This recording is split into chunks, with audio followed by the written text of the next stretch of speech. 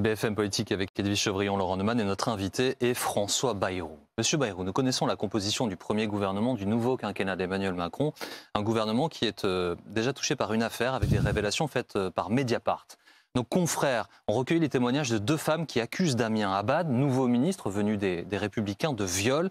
Des faits, je le précise, qu'ils contestent fermement et affirment qu'il y a toujours eu un consentement mutuel. Des faits qui auraient également été portés à la connaissance des partis politiques auxquels il a appartenu ou appartient encore. Comment vous réagissez ? Je ne sais rien de cette affaire. Je n'ai aucun élément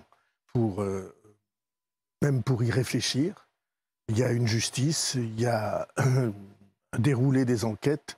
Je n'ai aucune opinion sur ce sujet. Je vois très bien les temps que nous vivons. Dans les temps que nous vivons, les personnalités responsables sont tellement souvent ciblées.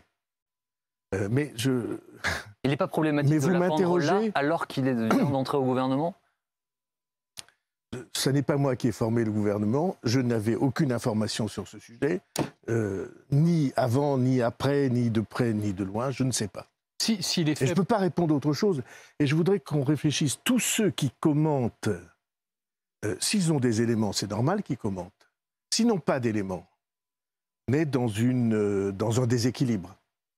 Oui, juste une question. On a du mal à comprendre. Depuis l'affaire Cahuzac, tous ceux qui entrent dans un gouvernement sont passés au crible, au tamis. On regarde tout, la Haute Autorité pour la transparence de la vie publique. On regarde leurs impôts, leur patrimoine, leur casier judiciaire. On leur fait même signer une charte de moralité. On ne pouvait pas prévoir ça avant ? On dit toujours qu'on contrôle. On dit toujours qu'on passe au crible. On dit toujours que c'est des vérifications comme il n'y en a jamais eu. Et en réalité, vous voyez, et ce n'est pas la première fois, et c'est depuis très longtemps, que les vérifications ne valent que ce que valent les informations des vérificateurs. Et donc, j'ai pas souvent accordé beaucoup de crédit à ces vérifications. Sachant ce que je dis. Quand je dis ça, je pense à des faits précis. Et François Bayrou, dans quelles conditions doit-il rester au gouvernement ? D'accord ? Est-ce qu'il faut attendre que la justice tranche ? Vous voyez, Edwige Chevrillon. Oui. Et j'anticipe votre réponse. Il y a 3 heures de temps, nous ignorions, et vous, et moi, et Laurent Neumann, et Jean-Baptiste Boursier, nous ignorions absolument que Damien Abad avait reçu des accusations. Et nous n'avons aucun élément, aucune preuve, aucune indication, aucune... Des témoignages de femmes. Nous n'avons aucun élément, et vous en êtes déjà à dire, est-ce qu'il peut rester au gouvernement ? Vous voyez cet mais vous voyez l'engrenage derrière. Et cette surenchère et cet engrenage. S'il y a des éléments, il y aura des enquêtes. S'il y a des enquêtes, il y aura des décisions de justice ou autres. Et donc, moi, en tout cas, je n'entre pas dans cette surenchère, que ça soit fondé ou pas. Si c'est fondé, il est normal qu'il y ait des suites. Si ça n'est pas fondé, c'est très problématique d'alimenter ce genre de choses. Mais encore une fois, je ne dis ça ni pour ni contre, ni en faveur ni en défaveur. Monsieur Bayrou, est-ce qu'il y a un problème dans la classe politique française ? Est-ce que la classe politique française ne met pas trop de temps à dénoncer, changer ses comportements, être plus morale ? Non. D'abord, je conteste qu'il y ait une classe politique. Cette idée de classe politique, ça suppose que c'est des gens qui se protègent les uns les autres. Si je devais avoir un diagnostic, c'est pas qu'ils se protègent, c'est qu'ils sont très contents des accusations qui circulent des uns contre les autres. Mais des mœurs politiques, peut-être ? Il n'y a pas de mœurs politiques. Il y a des hommes et des femmes qui sont désormais dans des situations où les projecteurs sont braqués sur eux. Et si on faisait une enquête sur chacun de ceux qui sont autour de la table, probablement découvrirait-on qu'il y a peut-être des zones grises. Tous. Parce que je ne connais aucun être humain qui soit d'une transparence absolue. Mais entrer dans des perpétuelles mises en accusation, dénonciations, qui entraînent évidemment la sortie, ou en tout cas l'exclusion de ceux qui sont aux responsabilités, alors je trouve que c'est excessif et qu'on ne sait pas garder les principes. Les principes, c'est que s'il y a des accusations, il y a des enquêtes. S'il y a des enquêtes, il y a des décisions de justice. Et c'est les décisions de justice qui font foi. C'est comme ça que je le vis. C'est comme ça que vous l'avez vécu, vous, à titre personnel, quand vous avez dû quitter le gouvernement. Oui, un peu pire encore. Parce que j'étais pas pour bien... les mêmes raisons. Hein. Non. On va le préciser. Merci, Edwige Chevrillon, merci. Non, nous avons été accusés de quelque chose dont je considère, un, que ça n'a rien d'immoral, et deuxièmement, que nous étions totalement certains de ne pas avoir commis ce genre de choses. Et ça sera prouvé, il y a déjà des décisions de justice dont personne n'a été averti. Faire des assistants, des eurodéputés, etc. Voilà, on accuse 4 partis politiques au moins, c'est-à-dire le Front National, Mélenchon, nous et maintenant candidat du Parti communiste à l'élection présidentielle, Fabien Roussel, d'avoir travaillé pour leur parti en tant qu'assistant parlementaire. Un, je considère que ça n'est pas immoral, mais vraiment pas, parce que je peux faire une liste de centaines d'assistants parlementaires. Vous prenez tous qui se sont engagés dans leur parti, puisque les parlementaires sont désignés par les partis, mais nous ne l'avons pas fait. Nous, alors on a été ciblés. J'ai donc vécu ça comme une absolue injustice. Je m'en serais moqué s'il n'y avait pas eu des conséquences humaines tragiques. Monsieur Bayrou, pour clore sur ce sujet, pour l'instant, de Damien Abad, vous évoquiez tout à l'heure de possibles zones grises pour chacun d'entre nous, mais en tout cas me concernant, je le souhaite également pour vous, elles ne concernent pas des accusations de viol. Non, mais ce que je veux dire, c'est que c'est quand même très particulier et particulièrement grave. Je vais vous dire, Jean-Baptiste Bourtier, menez l'enquête, vous. Ne me demandez pas de mener l'enquête, moi. Non, je ne vous demande pas d'enquêter. Non, mais si vous avez des éléments... Je vous demande votre réaction en tant que responsable politique important qui est dans ce monde depuis de nombreuses années. En tant que responsable politique, je ne sais pas si c'est important ou pas, mais je peux vous dire que j'ai vu 1000 accusations dont certaines étaient fondées et d'autres étaient infondées. Et que donc l'attitude légitime, républicaine, puisque vous employez le mot, c'est de faire la différence entre les accusations, les enquêtes et les décisions de justice. Et encore une fois, je ne sais absolument rien de cette affaire. Non mais François... Pas plus que vous, et pas plus qu'aucun de ceux qui sont là. J'imagine, à moins que vous ayez des éléments. Non, mais une question. Il fut un temps que nous avons connu où il fallait attendre une décision de justice pour que quelqu'un ne puisse plus siéger dans un gouvernement. Puis on est passé à la mise en examen. La question qui se pose aujourd'hui, c'est... Et nous avons choisi de faire avant la mise en examen. Non, mais est-ce que la seule accusation, lorsqu'on est sur des faits aussi graves, Jean-Baptiste le disait, qu'un viol, une agression sexuelle, est-ce que la seule accusation doit suffire à empêcher quelqu'un de rentrer dans un gouvernement? C'est ça la question. Et la question corollaire, pardonnez-moi, je me permets de oui, le curseur, prolonger, en fait, c'est ça. C'est la prise en compte de la parole des victimes, ce qui est une bataille fondamentale. Ces questions sont tranchées par la décision du président de la République et du Premier ministre. C'est eux qui ont la responsabilité de la composition de leurs équipes. Point. Alors, c'est une première ministre, désormais, M. Bayrou. C'est Elisabeth Borne. Elle tient donc son premier gouvernement, dont l'annonce a pris beaucoup de temps. Beaucoup de temps entre la réélection d'Emmanuel Macron, la nomination de Mme Borne et la composition de son gouvernement. Est-ce que sa composition vous surprend ou est-ce que vous la trouvez efficace? Je vais vous dire quelque chose qui n'a pas été dit du tout pendant cette période. Ce gouvernement est celui qui va devoir faire face, si je ne me trompe pas, aux pires crises que la France ait connues depuis la guerre. Crise plus grave pour moi que la guerre d'Algérie. Dieu sait que ça a été, pour les consciences, la guerre d'Algérie, une chose extrêmement. Pourquoi? C'est mon diagnostic, c'est ma vision, et je l'ai exprimée pendant toute cette période. Un, nous sommes un pays fracturé. Et fracturé au pire endroit, au plus mauvais endroit qu'on puisse imaginer pour une fracture. Si la France était un bateau, c'est sa charpente qui serait fracturée. Pourquoi? Parce qu'il y a une rupture méchante entre la base de la société française et son prétendu sommet. ceux qui sont aux responsabilités, au pouvoir de l'administration et du pouvoir politique. Les Français de la base du pays, ceux qui travaillent, ceux qui n'ont pas des salaires mirobolants, ceux qui n'ont ni fortune, ni pouvoir, ni influence, se ressentent comme non seulement abandonnés, mais extérieurs aux décisions, au raisonnement de ceux qui sont aux responsabilités. Et nous revenons d'ailleurs sur les questions de pouvoir d'achat, mais est-ce que du coup cette équipe, elle est composée pour faire ce que vous décrivez? Laissez-moi aller jusqu'au bout. Est-ce qu'elle peut affronter cette crise? Un pays fracturé. Et les crises qui viennent, on n'est pas au bout de la crise de l'Ukraine de très loin, qui va avoir des aspects agricoles, alimentaires, pour le monde entier. Songez ce que la pénurie de blé dur peut faire en Afrique du Nord et en Afrique subsaharienne. Songez à ça.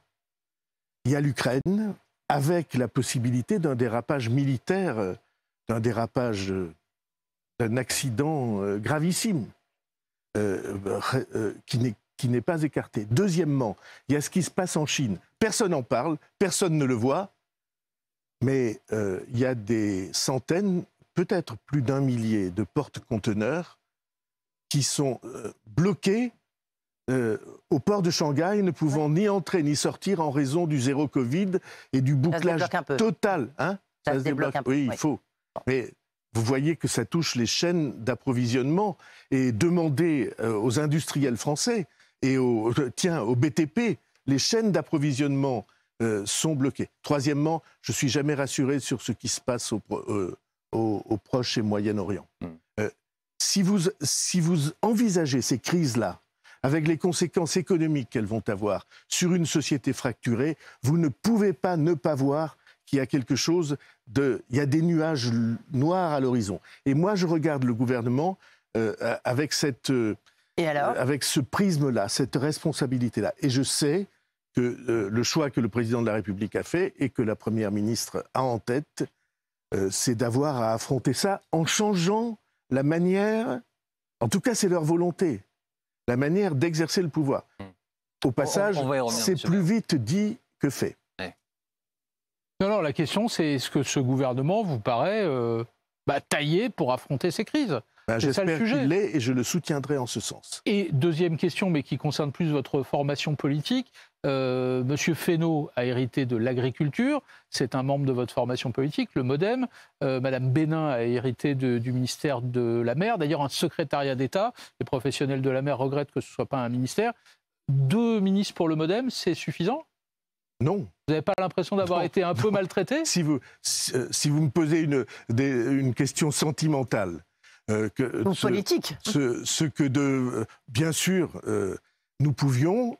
Vous êtes déçu, voilà. Non, je ne veux pas prendre les problèmes par le petit bout de la lorgnette. Si dans la situation où nous sommes, nous croyons que c'est au travers de notre propre intérêt, de notre engagement familial, si j'ose dire, qu'il faut examiner les choses, alors moi, je ne veux pas le voir ainsi. Je trouve vraiment que notre apport aurait pu être plus important. J'espère qu'il le sera dans la deuxième vague. J'espère qu'il le sera lorsqu'il y aura des gouvernements. Justement, François Bayrou, est-ce que vous considérez que vous avez été un peu victime de l'ouverture à gauche, de l'ouverture à droite? On va y revenir. Est-ce que vous avez l'assurance, dans cette deuxième vague de nomination qui devrait avoir lieu en juin, paraît-il, après les élections législatives, est-ce que vous avez reçu l'assurance qu'il y aura plus de ministres ou ministres délégués, voire de secrétaires d'État MoDem? Je vais vous dire quelque chose. Dans les formations de gouvernement, il n'y a jamais d'assurance. Ceux qui croient aux promesses qu'on leur fait ont très souvent été déçus dans la vie politique française. Donc, je ne me fonde pas sur des assurances. Mais vous en avez je ne me fonde sur aucune demande. Nous ne quémandons pas. Je ne me fonde sur aucun chantage. Nous ne faisons pas de chantage. Je me fonde sur ce que je sais que cette formation politique apporte à la vie politique. Disons que je trouverais heureux que cet apport soit plus utile. Monsieur Bayrou, la principale surprise du gouvernement de d'Elisabeth Borne en l'état, c'est la nomination de Pape Ndiaye, ministre de l'Éducation, de la Jeunesse. Il succède à Jean-Michel Blanquer. Évidemment, vous avez vu les attaques de l'extrême droite qui le visent. Il serait indigéniste, islamo-gauchiste. Il voudrait effacer l'histoire de France. Quel regard vous portez sur cette entrée en politique? Je disais hier, il n'a même pas eu le temps de goûter l'eau, Pape Ndiaye. C'était saut direct dans le grand bain. Alors, je ne crois en rien à ces accusations. Je vais essayer de vous expliquer pourquoi. Je dois dire la vérité, je ne connaissais pas M. Ndiaye. Je connaissais sa sœur, qui est la grande romancière Marie Ndiaye, que j'apprécie beaucoup, mais je ne le connaissais pas lui. Et je n'avais pas suivi les polémiques précédentes dont vous êtes repu dans le... Repu, non. Non, vous êtes dans lesquels... dont vous avez rendu compte. Voilà. Voilà. Sur sa nomination au musée de l'immigration. Et donc, je ne le connaissais pas. J'ai donc regardé son œuvre, j'ai regardé son parcours et j'ai regardé ce qu'il a dit. Je veux dire une chose avec certitude. C'est un parcours qui honore la vocation de l'éducation nationale. Voilà un jeune garçon qui est fils d'une institutrice française et d'un responsable sénégalais. Le premier Africain, en tout cas sénégalais, à être entré à l'école des Ponts et Chaussées et qui a fait sa carrière dans des responsabilités au Sénégal. Il est le fils de ces deux histoires, de l'histoire qui a réuni cet homme et cette femme. Et il a fait un parcours universitaire qui est, en tout cas, à saluer. Donc Normalien, dans ce que vous agrégé, avez découvert, M. Bayrou, vous n'avez rien vu de polémique dans ses travaux. Je viens à cette histoire. Bon, après, il a fait des travaux sur les États-Unis, et notamment sur les minorités aux États-Unis. Il s'y est rendu, d'ailleurs. Il y a vécu, je crois. Ouais. S'il y a un sujet, aujourd'hui, en tout cas pour ce qu'on appelle les sociologues, ceux qui étudient les sociétés, s'il y a un sujet qui est marquant, qui aveugle, qui crève les yeux, c'est ce qui se passe aux États-Unis à propos des minorités. Vous voyez revenir aux États-Unis de manière, semble-t-il, irrésistible, et Trump a joué un rôle dans tout ça, et les différents morts de jeunes ou de personnes sur lesquelles la police a tiré, et la couleur de la peau joue un rôle très important. S'il y a un sujet international dans le monde des sociétés auquel on doit réflexion et étude, c'est ce sujet-là, ou alors je me trompe. Bon. Et dans cette affaire-là, il y a deux considérations. La première, l'éducation nationale, ses valeurs sont universelles. On ne regarde pas la couleur de la peau, on ne regarde pas l'origine, on ne regarde pas la religion. On n'a qu'un seul but, c'est l'émancipation. Hein, que chacun se forge son esprit critique, c'est-à-dire sa capacité de juger, pour être libre. C'est ça. Deuxièmement, ces valeurs universelles, elles sont le ciment de la société française. Et il faut les transmettre. Troisièmement, bien entendu, il faut regarder ceux qui ont une histoire différente. Et il faut les comprendre. Parce qu'autrement, vous ne jouez pas le rôle que l'école doit jouer, c'est-à-dire de creuset républicain. Monsieur Bayrou, nous poursuivons nos échanges dans un instant pour la suite de BFM Politique.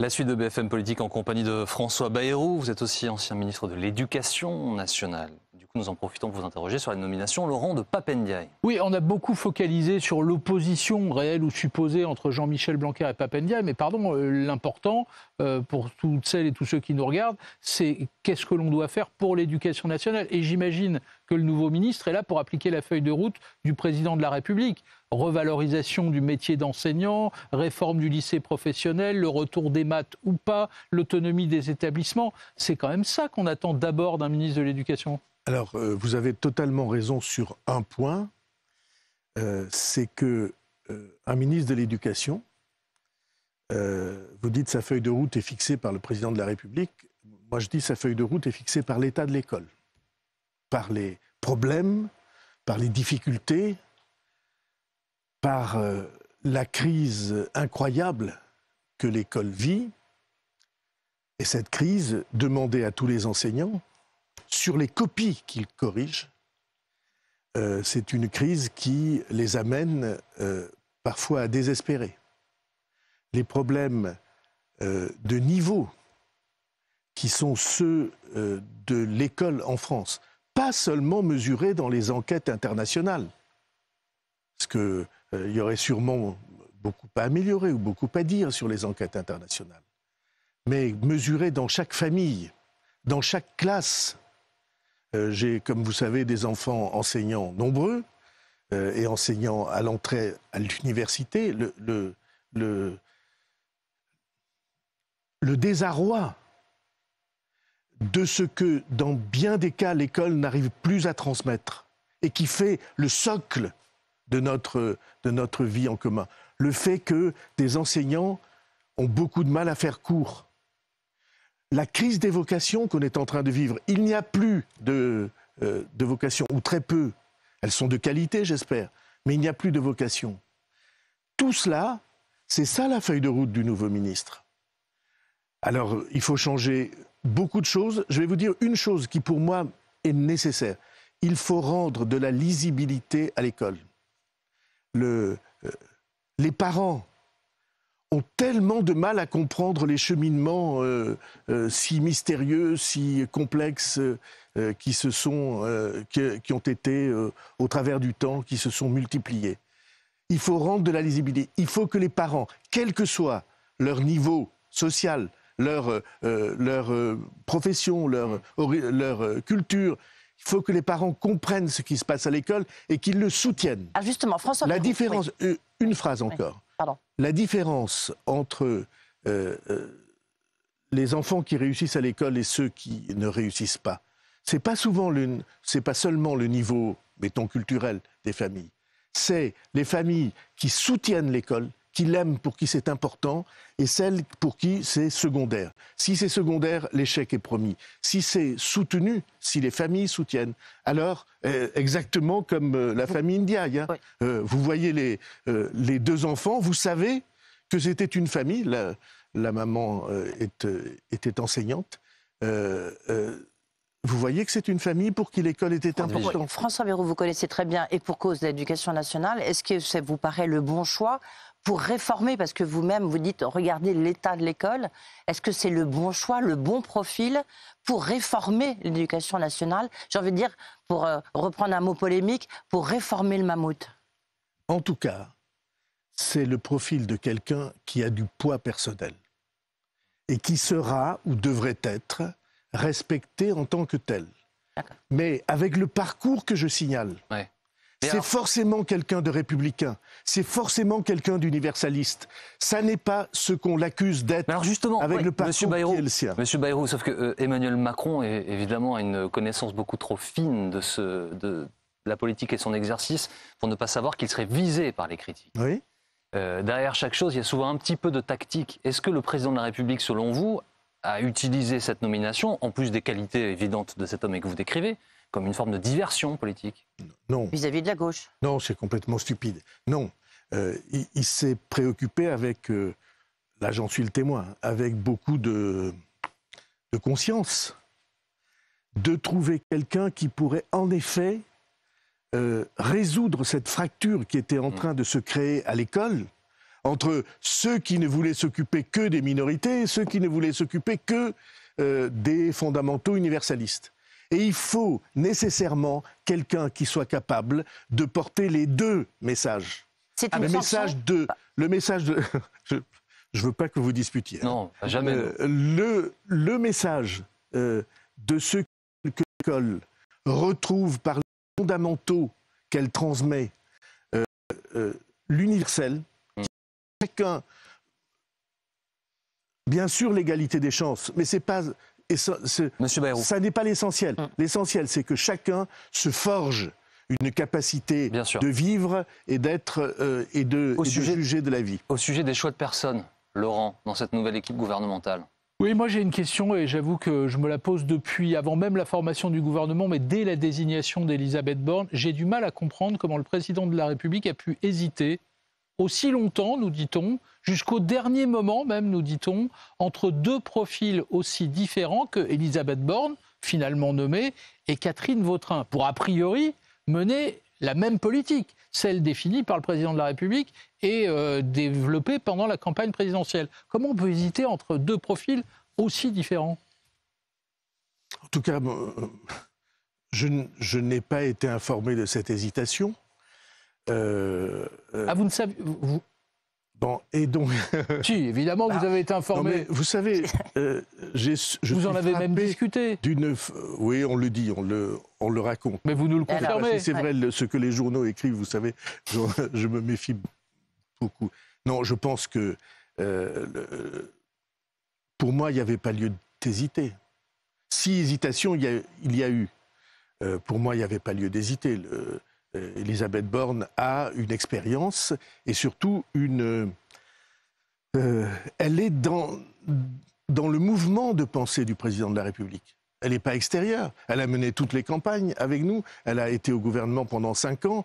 Il y aurait eu une forme d'étrangeté à voir que ça n'est pas dans le courant principal. Je pense qu'il est très important qu'il y ait une complicité et une entente entre le président de la République et son Premier ministre. Vous nous confirmez d'ailleurs qu'à titre personnel, vous avez pesé pour que ce soit elle pas Catherine Vautrin. Je ne confirme rien du tout. Nous, là. Oui, c'est ça, on est entre nous. En revanche, je ne confirme rien dans du ce que tout. vous décrivez, M. Bayrou, oui. Vous décrivez potentiellement François Bayrou. Est-il vrai que vous aviez envie de ce poste ? Est-il vrai que vous aviez envie d'être à la tâche ? Je ne pouvais pas être dans cet état d'esprit parce que je savais depuis des mois que le président de la République voulait nommer une femme.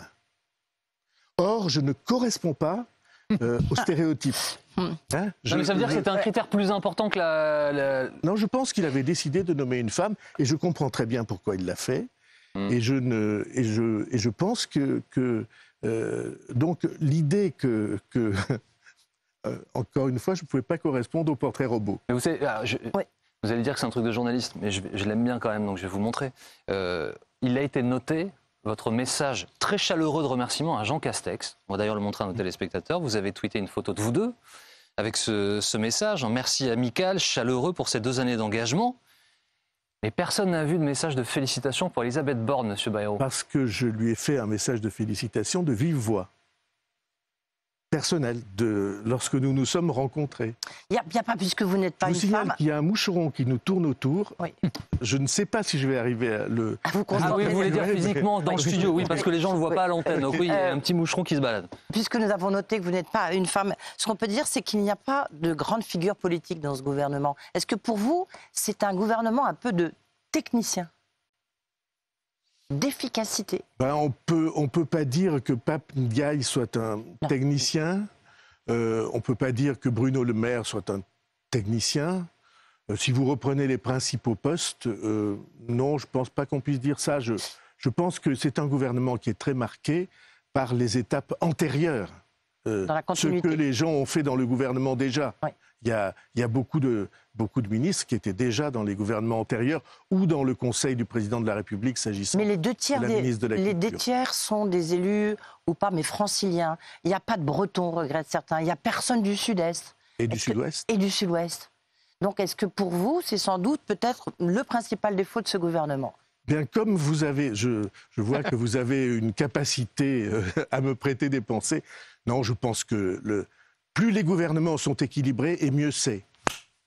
Mais... Vous l'avez ou pas ? Non. Alors, tiens, en parlant d'équilibre, M. Bayrou, est-ce qu'il est équilibré ce gouvernement ? Quand on prend l'ordre protocolaire, l'économie, l'intérieur, les affaires étrangères, mais aussi les armées, les ministres viennent de droite. Est-ce que c'est un gouvernement de droite ? C'est drôle, vous commencez l'émission en me parlant d'une polémique de la droite contre un des ministres du gouvernement. Et on peut ainsi faire le tour. Non, c'est un gouvernement que le président de la République a voulu ouvert, rassembleur, et il met en effet des gens qui ont une expérience et un chemin à droite, et des gens qui ont une expérience et un chemin à gauche, comme on vient de le voir. Ouais. Et au fond, il a choisi, je sais comment il réfléchit, je m'arrive d'en parler avec lui. Éclairez-nous. Il a essayé de choisir des solutions pour les problèmes qui se posent, avec des personnalités dont il pensait qu'elles pouvaient porter les solutions. Et il a voulu symboliquement, en effet, une femme à la tête. Justement, je poursuis la question de Jean-Baptiste. Des ministres de droite sur le régalien et l'économie. Et les ministères socialement explosifs confiés à des ministres de gauche. La santé, l'éducation nationale, le travail. Il n'y a pas de hasard. La question, c'est, vous savez, vous êtes mieux placé que moi pour le savoir, un bon ministre, c'est quelqu'un qui gagne ses arbitrages budgétaires. Est-ce que ça va faire des étincelles, grosso modo, entre ces ministres de gauche ne prenez pas mal Bercy. ce que je vais dire. Je suis là pour ça. Ne prenez pas mal. Je ne participe pas à ces stéréotypes. Je ne crois pas que les gens issus de la droite soient plus doués pour résoudre les problèmes économiques ou de sécurité que les gens qui viennent de la gauche ou du centre. Je ne crois pas du tout ça. Je pense que ça dépend des parcours personnels. Mais je ne colle pas une étiquette. Très bien. Alors soyons concrets, M. Bayrou. On va prendre un exemple. On parlait de Pape Ndiaye il y a quelques instants. Pape Ndiaye, il a sans doute des idées. Je suis sûr que ça va être un bon ministre. Mais au moment d'aller négocier ces arbitrages budgétaires, les moyens pour l'éducation nationale, va bien falloir aller les négocier à Bercy. Mais est-ce que vous imaginez qu'un ministre de l'Éducation nationale qui pèse son poids n'est pas en situation de gagner ses arbitrages? C'est la question que je vous pose. Les a négociés avant. C'est la question que je vous pose. Il se trouve que j'ai fait ça dans ma vie. Si vous avez du poids, vous gagnez vos arbitrages. Alors, si vous avez du poids et si vous savez identifier et nommer les problèmes qui se posent pour les gens, alors vous gagnez, comme vous dites, vos arbitrages. Il n'est pas possible de conduire une politique à l'éducation nationale sans avoir en effet les moyens qui s'imposent. Ça n'est pas possible. Et je vais ajouter une chose. S'il y avait des difficultés sur ce point, on est un certain nombre à être là pour relayer les nécessités, pour pouvoir faire entendre une voix. Je serai là pour le soutenir. Oui, pour soutenir les exigences du pays dans ces affaires absolument cruciales. François Bayrou, il y a une surprise pour certains, en tous les cas, qui provoque, pour certains, c'est même une provocation. Éric Dupond-Moretti conserve le ministère de la Justice, garde des Sceaux, ce qui provoque l'ire du syndicat de la magistrature, qui s'indigne de cette décision, puisqu'il a été mis en examen par la Cour de la justice de la République. Est-ce que, pour vous, Éric Dupond-Moretti, vu que lui, il a gagné des arbitrages, justement, il a obtenu des hausses de son budget. Très important. Très important, de nombre considérable de magistrats supplémentaires. Mais on voit bien ce rapport de force avec la magistrature. Est-ce que c'est pas un peu de la provocation de le maintenir à ce poste-là? C'est une décision politique. On va essayer Je de précise, réfléchir. pardonnez-moi de vous interrompre, M. Bayrou, que vous-même, garde des Sceaux, ministre de la Justice, vous aviez quitté cette fonction après 35 jours, eu égard aux affaires que nous avons évoquées en début d'émission. Aux fausses affaires. Oui. En tout cas, à mon avis. Et ça sera, je le prouverai. Nous le prouverons. Je vais répondre à votre question. Et on va répondre, comme disaient les philosophes du Moyen-Âge, a contrario. Imaginez qu'Éric Dupond-Moretti ait été remplacé dans cette fonction. Qu'est-ce que vous auriez dit? Vous auriez dit que les magistrats, les syndicats ont eu la peau du garde des Sceaux, c'est ça? C'est indiscutable. Eh bien, le président de la République n'a pas voulu qu'il soit imaginé qu'on donne satisfaction à un corps contre le ministre chargé de porter une politique d'intérêt général. C'est comme ça que je vois les choses. Et je comprends. On voit que vous avez été consulté sur quasiment chaque nomination de poste. Hein. On ne peut pas avoir que des faiblesses, Gilles Chevrillon. Alors tiens, avez-vous été consulté sur l'avenir des ministres candidats? Ils sont 15 ministres candidats pour les élections législatives. Je vous pose une question simple.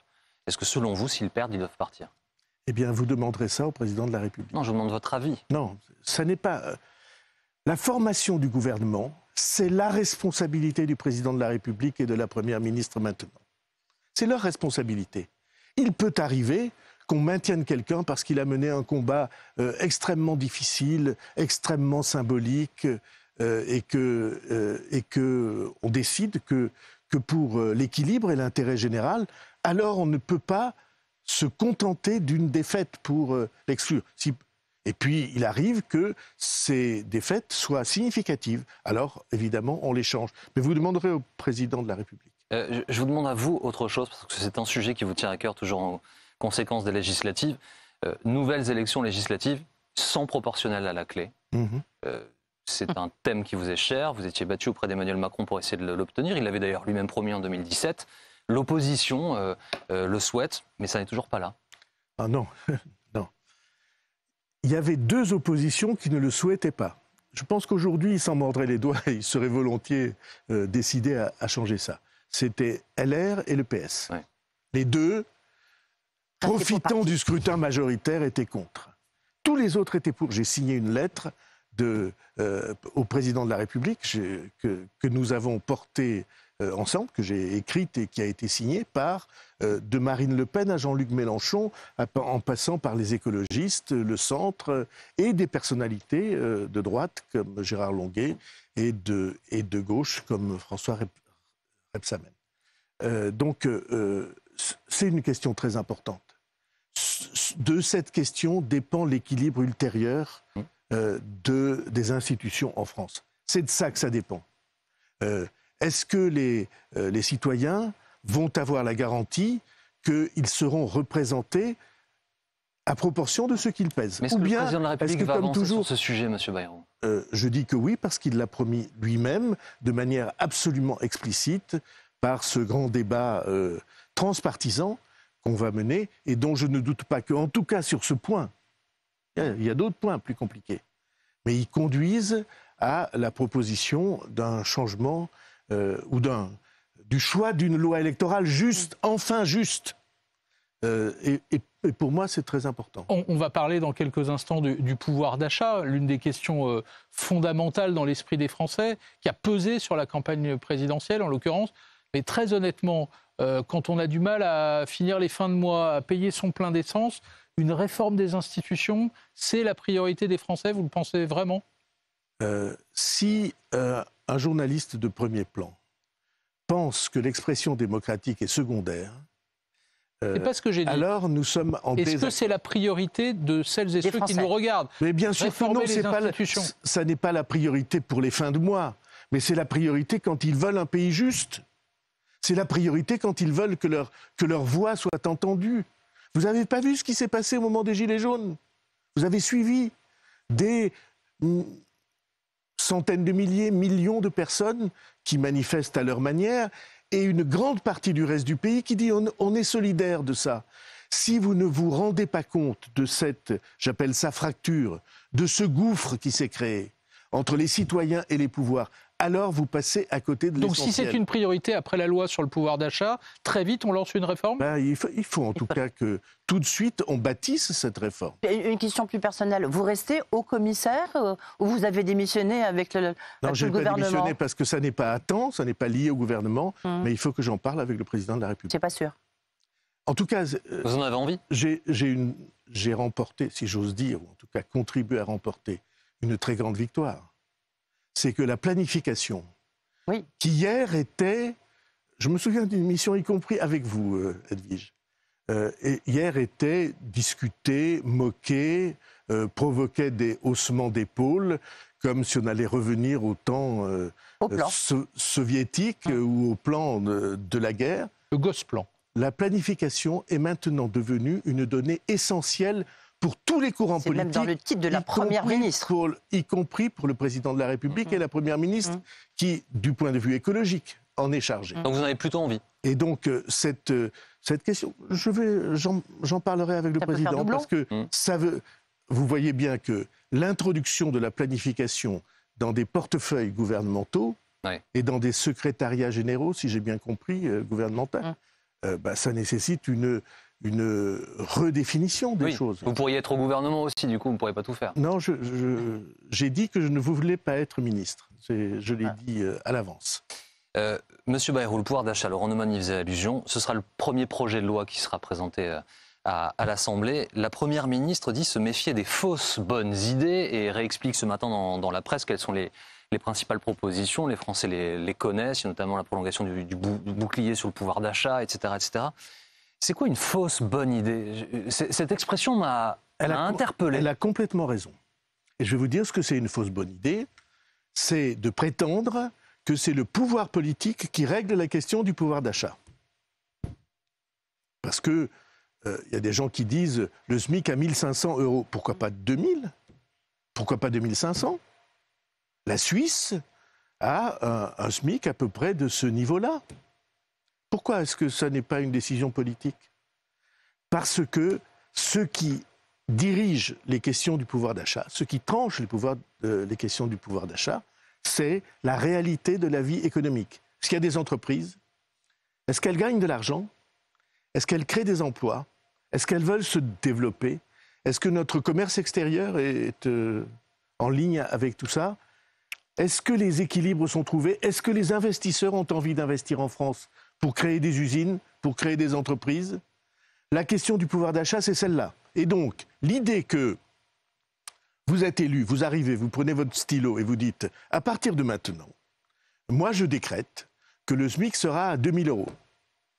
Eh bien ça, c'est une fausse bonne idée. C'est pas une fausse bonne idée, c'est un mensonge. Alors c'est un mensonge dont se repaissent beaucoup de propositions politiques, ouais. Mais c'est une escroquerie pour les gens. Quand vous faites des choses comme ça, au bout du compte, on a fait ça à certaines époques.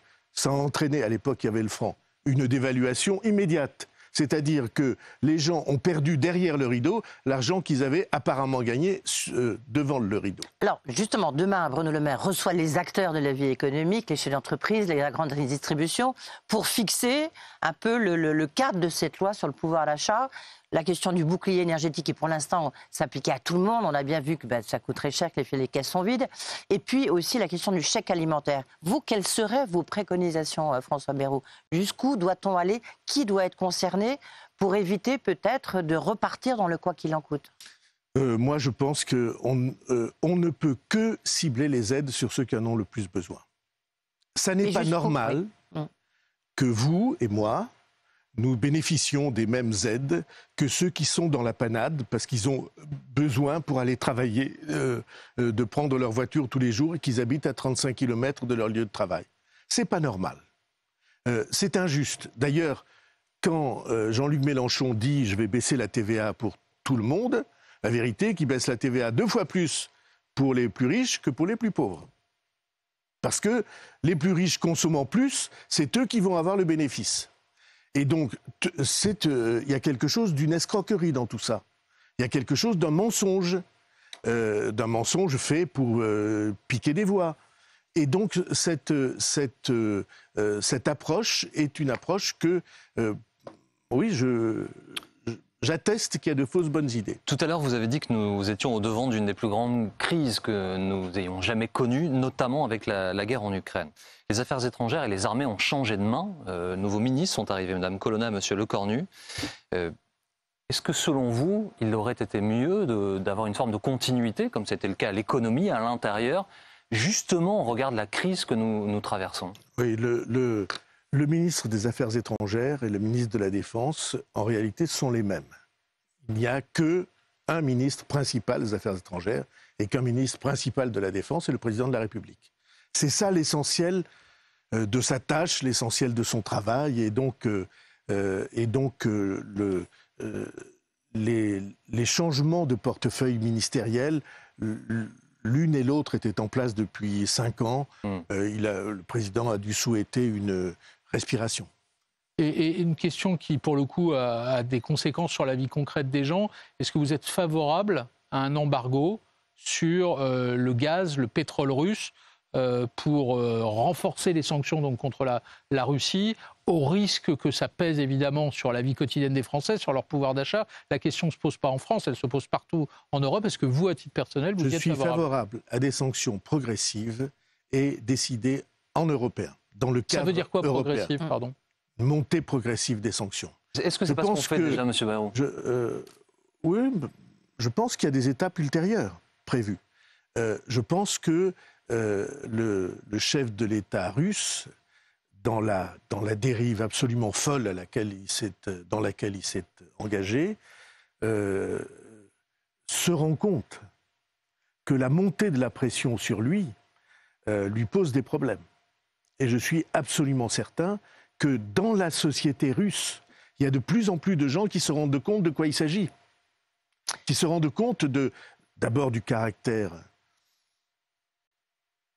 désespérant de cette guerre contre des voisins. Du coup, d'où ma question, pardon de vous interrompre. Et des frères. Est-ce qu'il ne faut pas aller plus vite, plus loin, plus fort sur ces sanctions pour que la guerre cesse plus vite ? D'abord, il y a une sanction qui est la plus importante, c'est les très grandes difficultés militaires, pour ne pas dire l'échec militaire que la Russie rencontre sur un certain nombre de théâtres de ses opérations. Ça, c'est pour la Russie, c'est sidérant qu'une armée qui est considérée unanimement comme la deuxième du monde soit à ce point tenue en échec et repoussée.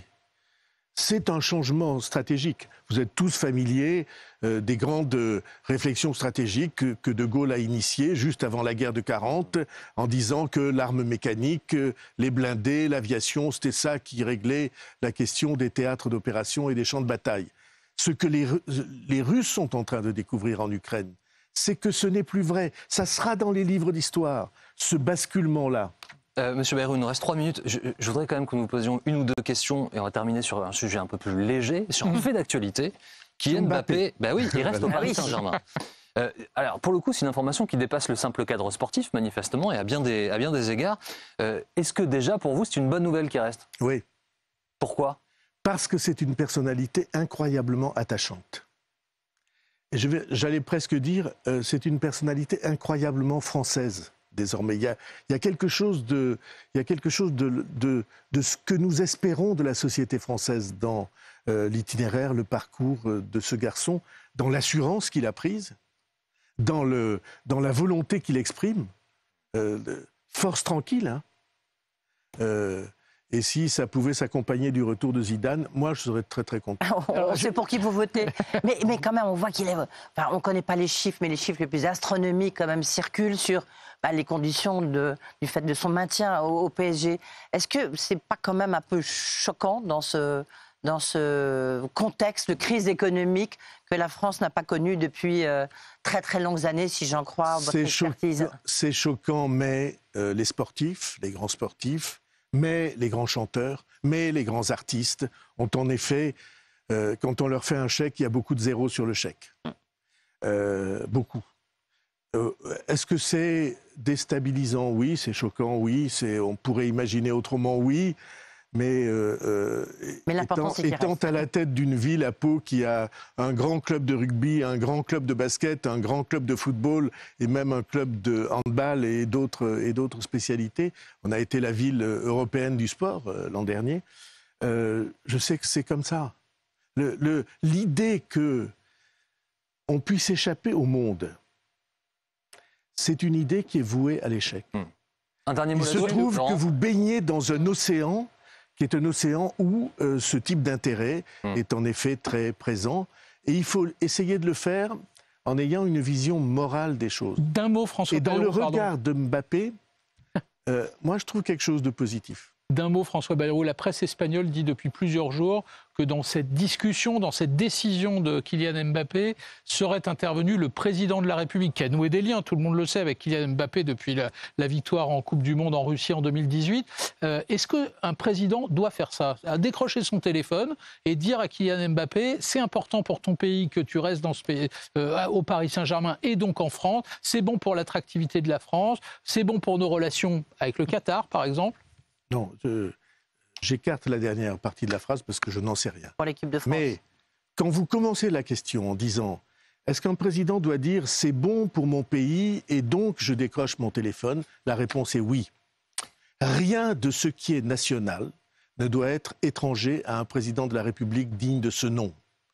Ça ne veut pas dire compromission, ça ne veut pas dire sortir de son rôle, mais ça veut dire en tout cas qu'il sait comment bat le cœur d'un pays. Merci beaucoup, Monsieur Bayrou. Merci d'avoir été notre invité aujourd'hui. Edwige Laurent, à très vite.